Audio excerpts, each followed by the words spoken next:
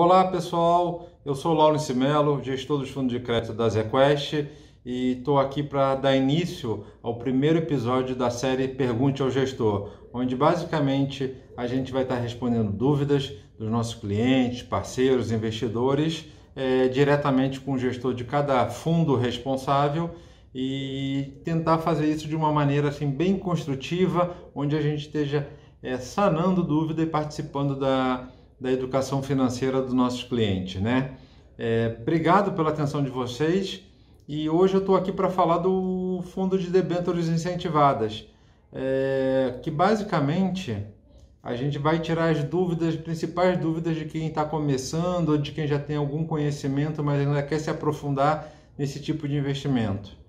E a primeira pergunta que a gente recebeu vem basicamente o que é uma debênture incentivada e o que são fundos de debêntures incentivadas, tá? Turma, debênture é um dos principais instrumentos do mercado de crédito. Ela é basicamente um contrato entre investidores e a empresa, onde a empresa está captando recursos, pegando o empréstimo do mercado financeiro ou de capitais, né? E onde nesse instrumento tem dizendo a taxa de juros, prazo de vencimento, o tamanho do empréstimo que ela está pegando, e isso tem uma particularidade que as debêntures elas são divididas em unidades. Então, cada título representa uma porção desse empréstimo. O detentor de cada um desses títulos tem um pedaço do seu dinheiro emprestado para a empresa. Basicamente, isso é o que é debêntures.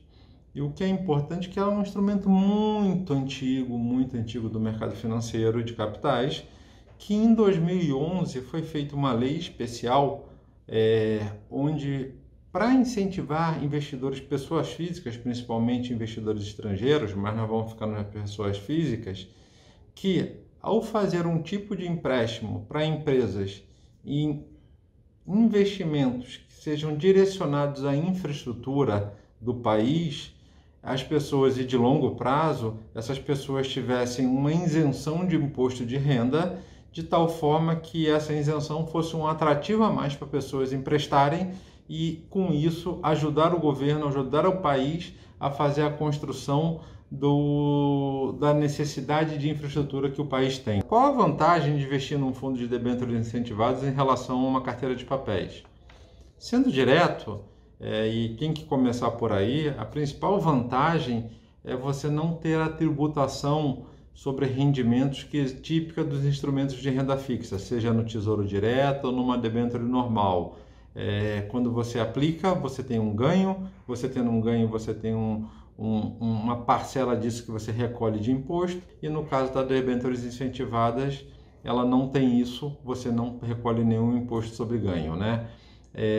O segundo ponto que eu acho muito importante mencionar é a proteção que os ativos têm em relação à inflação. A grandíssima maioria das debêntures incentivadas emitidas no Brasil são ativos linkados ao IPCA, que num cenário turbulento, como nós estamos aqui no final de outubro de 2020, onde você tem um aumento da inflação corrente no Brasil, esses papéis têm uma característica um pouco defensiva, mais defensiva até, em relação a capturar esse aumento de inflação e manter o poder de compra do investidor.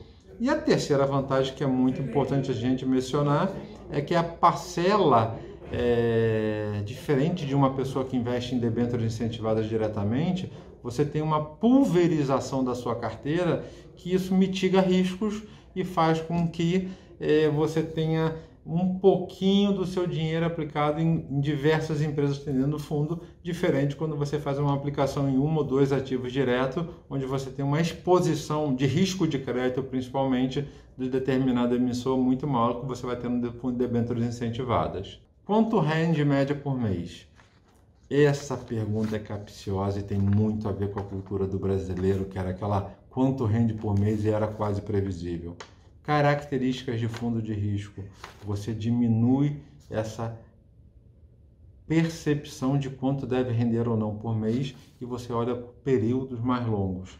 E geralmente você fixa uma meta. Alguns fundos são em CDI, outros são em Bovespa. Nesse caso, é um fundo que é o IMAB5. é o índice de juros reais, ou seja, ativos linkados à inflação, que o governo tem uma curva e no Brasil ele fica limitado aos 5 primeiros anos dessa curva, que vai de 2021 a 2025. É um índice um pouquinho mais complexo, ele flutua no mês a mês, então o nosso objetivo, igual o Ibovespa, que flutua no mês a mês, é você superar esse índice, tá? O nosso entendimento, e que eu acho que para trazer a conversa um pouco mais para o mundo do dia a dia, em janelas de 6 meses a 1 ano, esse índice IMA-B5 tende a superar o CDI, tá? Se você leva para mais 1 ano e meio, 2, então mais ainda. Então, quando eu estou um fundo atrelado ao IMA-B5, eu estou tendo uma proteção contra a inflação e, historicamente, um benchmark que supera o CDI com muita frequência. Uma que é bastante interessante, ela é técnica, mas dá para resumir de uma forma bastante simplificada. O que é MTM? Ou seja, o que é marcação a mercado? E, sendo breve, direto, tentando ser simples, é a atualização diária de um preço de um ativo de renda fixa ou da cota do fundo de investimento para que esse preço reflita as condições de mercado daquele ativo naquele dia, tá? Isso quer dizer o seguinte, o mercado muda em função da taxa de juros, do humor do mercado, das condições da economia, e não necessariamente a taxa que aquele ativo está sendo negociado no dia foi a taxa que ele foi emitido.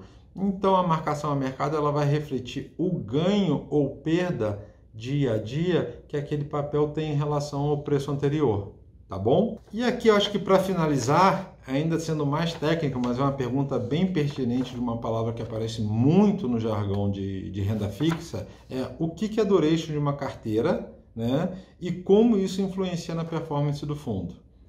Duration, ele começa, e sendo direto, com um conceito muito simples, é o prazo médio de um ativo ou o prazo médio de uma carteira. Um ativo ele paga juros e amortizações ao longo do tempo. Dá para resumir aquilo num prazo médio? Tá. E isso faz com que um ativo ou um fundo que tenha mais duration ou menos duration, tá?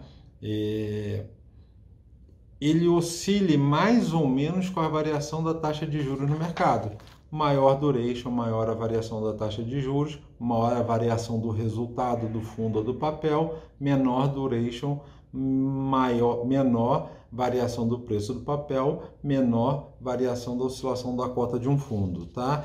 Esse duration que eu mostrei é o duration simples, que é o prazo médio, e você tem um outro jargão só para conhecimento adicional, que ele é ajustado às condições de mercado no preço, e é isso que faz refletir a variação do preço de um papel em função da variação do preço dele no dia. Com isso, nós terminamos nossas perguntas. Na bio tem mais perguntas que foram feitas e a gente preferiu deixar como resposta para escrita. E sintam-se à vontade, à disposição para entrar em contato com a gente, com a nossa equipe comercial e tirar suas dúvidas. Até a próxima série. Tchau, tchau, gente.